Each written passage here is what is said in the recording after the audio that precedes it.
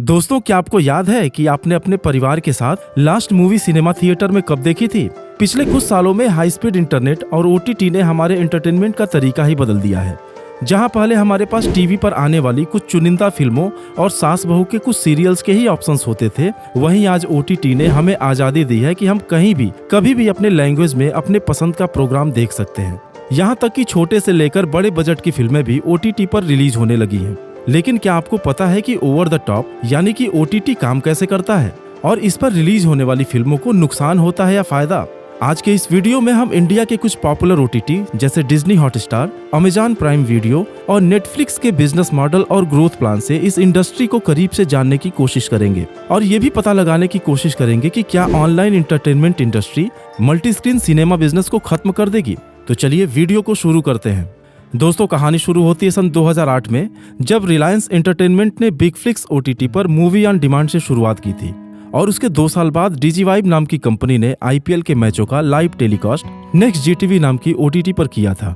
असल में इंटरनेट से चलने वाली इस सर्विस को लोगों ने पसंद तो किया, लेकिन महंगे इंटरनेट डेटा की वजह से अगले कुछ सालों तक इसमें कुछ खास ग्रोथ नहीं हुई। और आपकी जानकारी के लिए बता दूं कि 1 घंटे का एचडी वीडियो यूट्यूब पर देखने के लिए हमें लगभग 2 GB डेटा की जरूरत पड़ती है और उस समय 1 GB 2G डेटा के लिए भी 200 रुपए या उससे ज्यादा पे करना पड़ता था। जबकि इतना महंगा डेटा लेने के बाद भी इंटरनेट की स्पीड इतनी बुरी थी कि बफरिंग की वजह से सारा मजा खराब हो जाता था।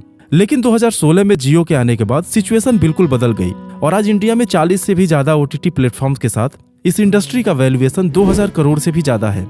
इंडिया के अगर सबसे पॉपुलर ओटीटी की बात की जाती है तो डिज्नी हॉटस्टार, नेटफ्लिक्स और Amazon prime video 80% market share के साथ लिस्ट में सबसे ऊपर आते हैं। वैसे देखा जाए तो नेटफ्लिक्स दुनिया की सबसे बड़ी ओटीटी कंपनी है जिसने अमेरिका में अपना बिजनेस एक डीवीडी रेंटल कंपनी के रूप में शुरू किया था। हालांकि अपने महंगे सब्सक्रिप्शन प्लान की वजह से उसे इंडिया में हॉटस्टार और अमेजॉन प्राइम वीडियो से तगड़ा कंपटीशन देखने को मिल रहा है। इसके अलावा एकता कपूर की ऑल्ट बालाजी, सोनी लिव और G5 जैसे और भी ओटीटी प्लेयर्स हैं जो लोगों के बीच में बहुत पॉपुलर है। हालांकि ये सारी पेड सर्विसेज हैं और नॉर्मल या प्रीमियम सर्विसेज के लिए हर महीने हमें कुछ रकम चुकानी पड़ती है। दोस्तों, हमारा YouTube भी एक ad based video on demand OTT platform है जो फ्री में हमें हमारी पसंद का वीडियो कंटेंट दिखाती है, लेकिन बदले में हमें कुछ कीमती वक्त ऐड देखने में बर्बाद करना पड़ता है।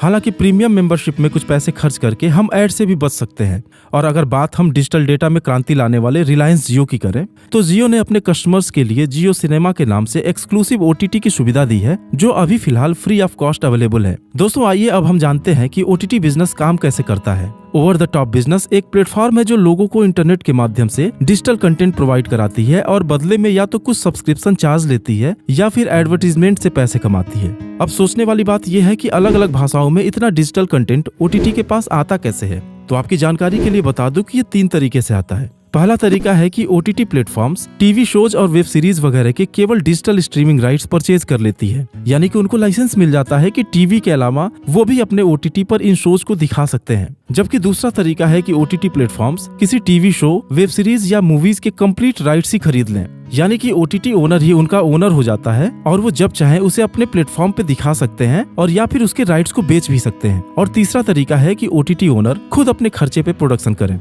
दोस्तों, इंडिया में 115 करोड़ लोगों के हाथ में मोबाइल फोन है, जिसमें 80 करोड़ लोगों के पास हाई स्पीड 4G इंटरनेट है, जबकि काफी वर्किंग प्रोफेशनल्स के पास लैपटॉप और टैबलेट भी होते हैं। असल में अगर देखा जाए तो ओटीटी प्लेटफॉर्म्स के पास बिजनेस का बहुत बड़ा स्कोप है। लेकिन एक सवाल फिर उठता है कि अगर सब कुछ हम अपने मोबाइल और लैपटॉप्स पर ही देख लेंगे तो क्या पीवीआर, आईनॉक्स और सिनेपॉलिस जैसे मूवी थिएटर्स बंद हो जाएंगे?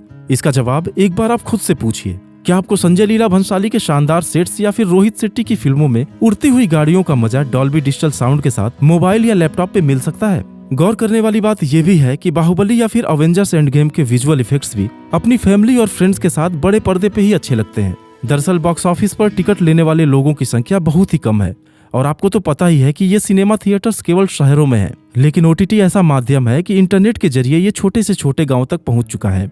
इनफैक्ट आज देखा जाए तो ओटीटी बहुत प्रॉफिट में नहीं है, क्योंकि उनका फोकस अभी प्रॉफिट कमाना नहीं बल्कि ज्यादा से ज्यादा सब्सक्राइबर ऐड करना है।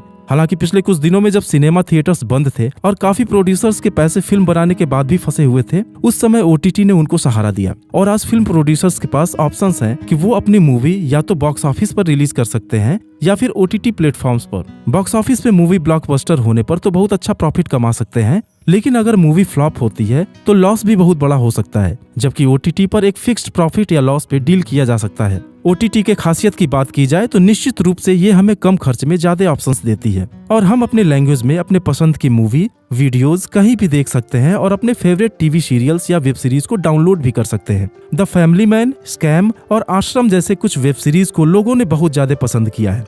दोस्तों, उम्मीद है कि आपको OTT प्लेटफॉर्म्स को समझने में जरूर कुछ मदद मिली होगी। आज के वीडियो में बस इतना ही। आपके बहुमूल्य समय के लिए धन्यवाद।